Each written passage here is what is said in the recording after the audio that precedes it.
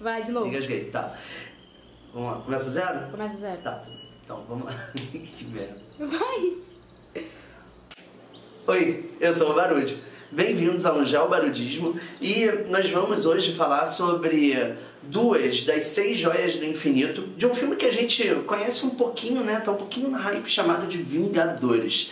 Então, a gente vai falar hoje sobre esse filme, né? Que pouca gente conhece, da Marvel, e dentro disso a gente vai tentar relacionar as joias do infinito, os heróis dos Vingadores, né? Os heróis da Marvel com a geografia. Como é que a gente vai fazer isso? Bem, a gente, nessa primeira aula, lembra que é a nossa primeira aula de 3, hein? Na nossa primeira aula, a gente vai falar sobre as joias do espaço e a joia do tempo.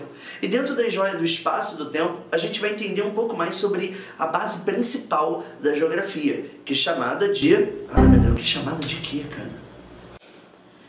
Tá, do espaço e do tempo, que segundo um autor chamado de Milton Santos, são os dois conceitos principais da geografia. Como assim o espaço e o tempo são os dois principais conceitos da geografia? Segundo a lógica do Milton Santos, a gente analisa a geografia de uma forma crítica, né? Dentro de um livro chamado de A Natureza do Espaço, a gente consegue analisar tanto o espaço e o tempo como duas entidades, dois conceitos geográficos que se integram. Isso quer dizer que essas duas joias da geografia, essas duas joias do infinito, acabam se aglutinando para conseguir configurar o espaço geográfico como um todo.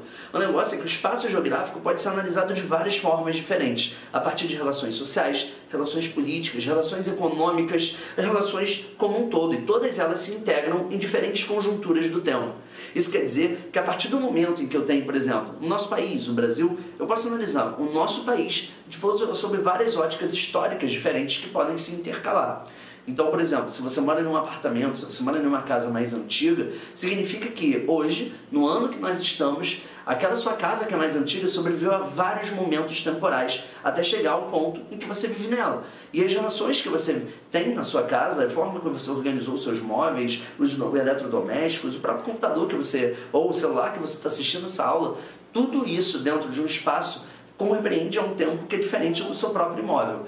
Então, para isso a gente precisa entender um pouco mais sobre dois heróis para começar. O primeiro herói é um cara chamado de Thor. O Thor, como vocês bem sabem, é um deus nórdico, né? Ele é um deus da mitologia viking, da mitologia nórdica, e pelo fato de ele ser isso, né? Pelo fato de ele ser um deus, ele consegue ter relações com o espaço e com o tempo de uma forma muito diferente. Por quê? Ele tem um amigo, né? Ele tem um aliado chamado de Heimdall, e esse cara controla os portões de entrada e de saída de Asgard, que é a terra sagrada dos vikings, né? Que é o mundo dos deuses vikings. E aí, pelo fato de ele ter essa relação com Heimdall, ele é o responsável por fazer com que o Thor se desloque do mundo dele, né? Do mundo de Asgard, para qualquer outro mundo. E aí é muito louco, porque quando ele faz o movimento, né? Quando ele encaixa lá a manopla, né? Na máquina que faz esse deslocamento, sai um corredor de luz, uma parada muito bolada, assim, queima o chão, faz um símbolo dos vikings maneiros e tal. E aí, o que acontece? Acontece que pro Thor, tudo isso que está acontecendo no nosso mundo é algo completamente diferente para ele. Por quê?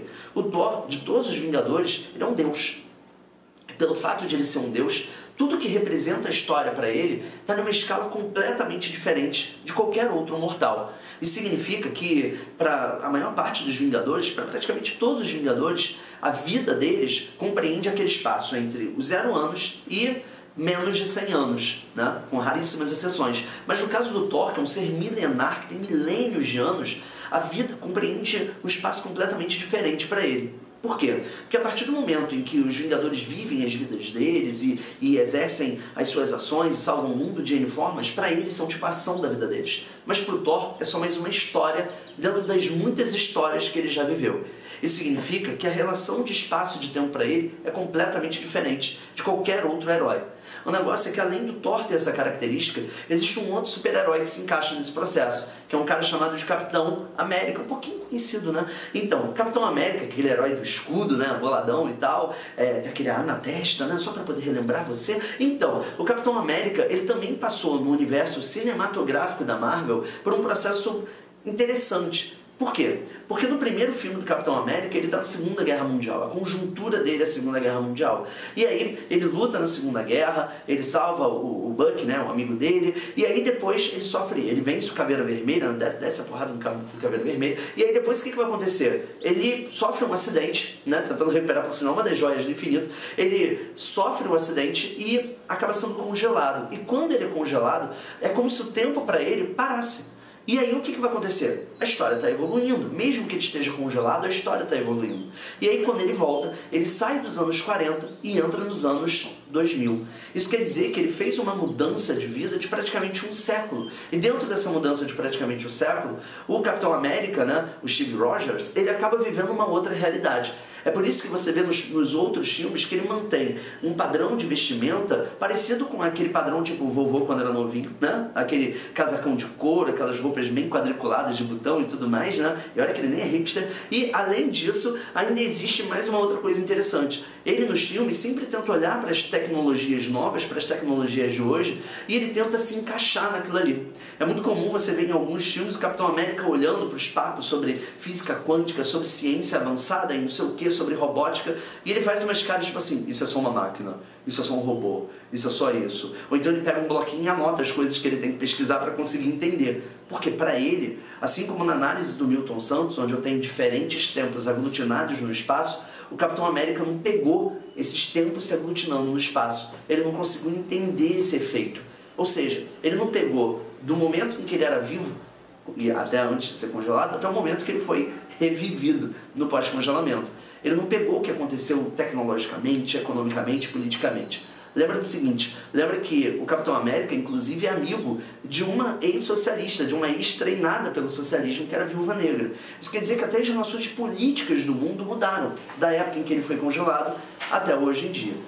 E dentro disso, a gente já consegue entender mais um outro processo. O processo de que o tempo e o espaço podem agregar mais um elemento da geografia, chamado de escala, que é um elemento cartográfico.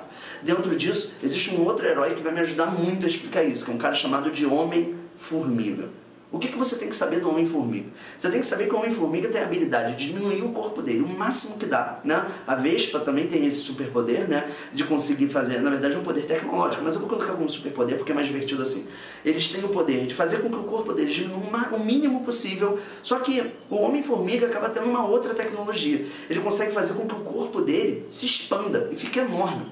Isso quer dizer que, para o Homem-Formiga, as relações de escala são completamente diferentes. À medida que ele vai ficando pequenininho, ele vai cobrindo uma área cada vez menor, até ele conseguir ter força o suficiente para conseguir derrotar os inimigos dele. Ele aglutina força, ele aglutina energia naquele processo, né? É uma coisa bem ao estilo física quântica.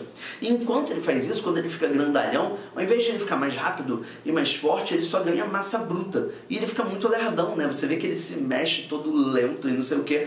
Então isso já mostra algumas características da escala pra gente, da forma que o Homem-Formiga percebe o mundo e da forma como a gente consegue perceber a cartografia, que é a ciência dos mapas. Repara que quando eu analiso a escala que é maior é aquela que aproxima o numerador do denominador, ou seja, o 1 para 1. Isso significa o quê? Significa que numa escala maior, quando eu tenho um mapa mais próximo da realidade, significa que eu cubro uma área menor, mas o nível de detalhes faz o quê?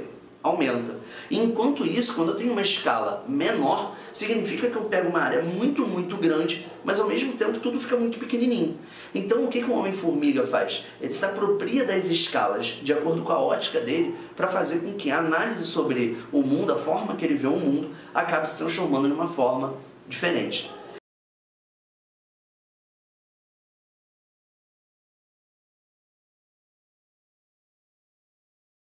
Para a gente conseguir compreender o nosso primeiro vídeo, o que a gente tem que entender? O Thor e o Capitão América, eles têm uma compreensão sobre o espaço e tempo diferente de todos os outros heróis da Marvel. Por quê? Porque um consegue se deslocar em vários espaços em um tempo muito curto, e o outro porque ficou congelado durante muito tempo e não percebeu a aglutinação dos espaços que o Milton Santos fala.